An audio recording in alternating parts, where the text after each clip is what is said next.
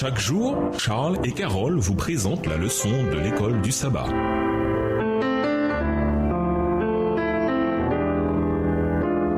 Bienvenue dans votre émission. Dieu nous parle. Nous voilà à la leçon de mardi, je le relèverai. Dans l'un de ces miracles, Jésus nourrit 5000 personnes avec simplement une petite quantité de pain et de poisson. Jean 6, versets 1 à 4. Percevant que les foules avaient l'intention de le proclamer roi, Jean 6, verset 15, Jésus fit voile avec ses disciples vers la rive opposée de la mer de Galilée. Mais le lendemain, la foule les suivit et il donna là son puissant sermon sur le pain de vie, en insistant particulièrement sur le don de la vie éternelle. Jean 6, les versets 22 à 59. Lisons Jean 6 et versets 26 à 51. De quelle manière Jésus associe-t-il le don de la vie éternelle à la résurrection finale des justes? Jean 6 et versets 26 à 51. Jésus leur répondit, en vérité, je vous le dis, vous me cherchez non parce que vous avez vu des miracles, mais parce que vous avez mangé des pains et que vous avez été rassasiés. Travaillez non pour la nourriture qui périt, mais pour celle qui subsiste pour la vie éternelle, et que le Fils de l'homme vous donnera. Car c'est lui que le Père, que Dieu a marqué de son sceau. Ils lui dirent, que devons-nous faire pour faire les œuvres de Dieu? Jésus leur répondit, l'œuvre de Dieu, c'est que vous croyiez en celui qui l'a envoyé. Quel miracle fais-tu donc, lui dirent-ils, afin que nous le voyions et que nous croyions en toi? Que fais-tu? Verset 31. Nos pères ont mangé la manne dans le désert, selon ce qui est écrit. Il leur donna le pain du ciel à manger. Jésus leur dit, en vérité,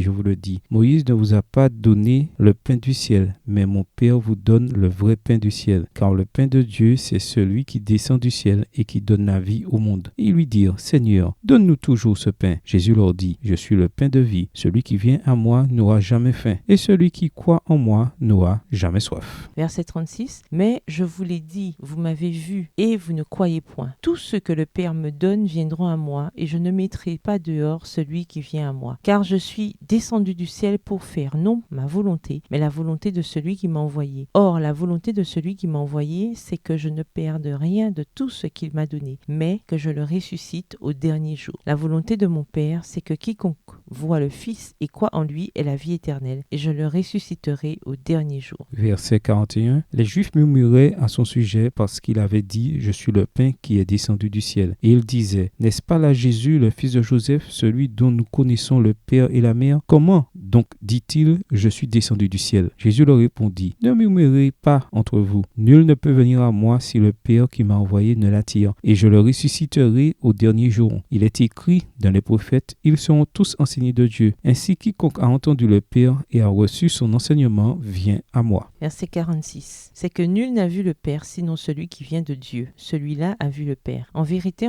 je vous le dis, celui qui croit en moi a la vie éternelle. Je suis le pain de vie. Vos pères ont mangé la manne dans le désert et ils sont morts. C'est ici le pain qui descend du ciel afin que celui qui en mange ne meure point. Verset 51. Je suis le pain vivant qui est descendu du ciel. Si quelqu'un mange de ce pain, il vivra éternellement. Et le pain que je donnerai, c'est ma chair que je donnerai pour la vie du monde. Dans son sermon, Jésus souligna 3 notions fondamentales concernant la vie éternelle. D'abord, il parla de lui-même comme étant le pain de Dieu, celui qui descend du ciel pour donner la vie au monde. Jean 6, versets 33 et 58. En déclarant « c'est moi qui suis », en grec « ego eimi », le pain de la vie, Jean 6, les versets 35 et 48, Jésus se présentait comme le grand « je suis » de l'Ancien Testament, Exode 3, le verset 14. Deuxièmement, Jésus expliqua que la vie éternelle est assurée en lui. Celui qui vient à moi et celui qui met sa foi en moi auront cette bénédiction, Jean 6, verset 35. Et enfin, Jésus a associé le don de l'immortalité à la résurrection finale, assurant à ses auditeurs par 3 fois « et moi, je le relèverai au dernier jour ». Jean 6, versets 40, 44 et 54. Jésus a également fait cette promesse extraordinaire. En vérité,